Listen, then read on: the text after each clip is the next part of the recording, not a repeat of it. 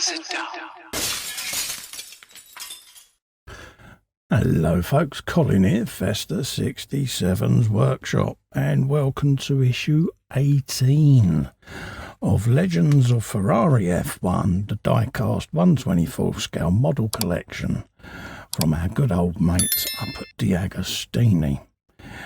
Now, if you want to grab this for yourself and collect these along with me, head over to this link all the way along there. There's also a clickable version in the description below, folks, and take out a subscription for this iconic collection. This week we have got the Ferrari F1-89 from the year 1989, driven by our Nigel Mansell, folks. Yes, and look at it's just such a shape. It's gorgeous. Anyway, let's quickly scoot through the magazine. This was the John Barnard equipped V12 engine and a electro-hydraulic gearbox with flappy paddles, folks, yes. There's the car there in all her splendour. Look at that. And look at this engine. Absolutely stunning. 12-cylinder. And its configuration angle was 65 degrees, folks, yes. Absolute thing of beauty, isn't it? Look at that lot. Sinuous lines, couldn't have agreed more. Look at the beautiful aerodynamics, folks. Simple, clean and effective. Yeah, absolutely beautiful, stunning. Again, look at how exposed Nigel's head is there, you know, pre-Halo days there, folks. But that was what the technology was up until then. Who'd have thought it? It says there, yeah, look at that. Nice little section there. But again, look at how low that car looks, very squat, doesn't it? There's some factoids there on the car itself, its engine size, compression ratios, all the brakes and everything. And then, yeah, Enzo Ferrari personally chose Nigel Mansell to succeed Michele Alboreto after appreciating his qualities in competition. There you go. The endorsement of Enzo himself, eh? What more could a man want? Cesar Fiorio there is a profile in the box there. And then you've got some more stats there on Nigel, his date of birth, etc., his victories, his podiums, etc. So there you go. So that's the magazine done, folks. Let's grab the model and bring the model onto the bench. And there she is, folks, in all her glory. They come in a nice presentation case with a vacuum form to protect the car in transit. I'm going to be taking them out, so we'll pop this out of the case and then we'll have a closer look at this beautiful, beautiful car. And there she is, folks. Look at that. Hey. And again, it's that iconic shape, isn't it? It's the flower vase there, a little bit squared off at the front there in this variant. But yeah, absolutely iconic shape. Smooth, clean lines.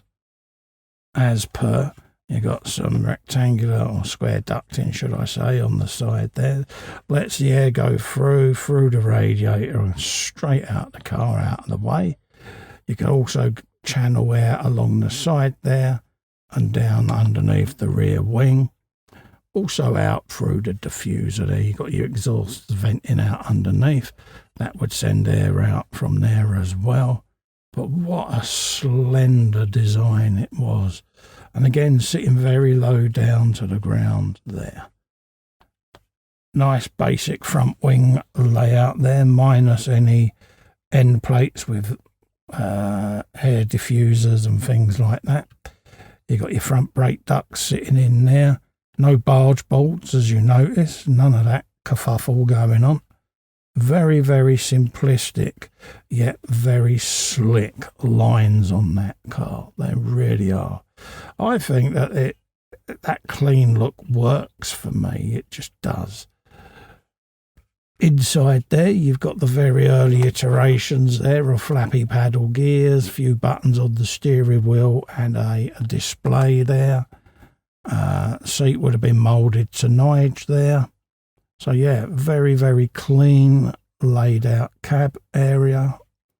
So yeah, all in all, I can imagine as a driving experience, looking down that nose there towards the ground as you was scooting around Monaco, I can imagine must have been quite emboldening. Very, very beautiful design. Exposed roll hoop there.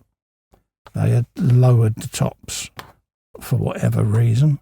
You got side intakes there as well. But all in all, what a beautiful, beautiful, beautiful car.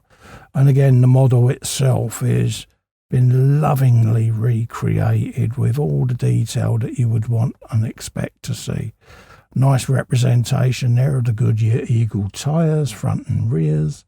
All the decals in place where they should be on the wheels, etc. Nice little bit of detailing on all the little chrome bolt heads. All of the wishbones and everything are all where they should be and look beautifully recreated. So I don't think you're going to be disappointed in this, folks. And again, for your collection, it's an essential part of it. You know, these cars are growing into such a vivid collection now. So yeah, I'm looking forward to doing some photographs when this ends of all the display cases in place and that. So I look forward to photographing them all.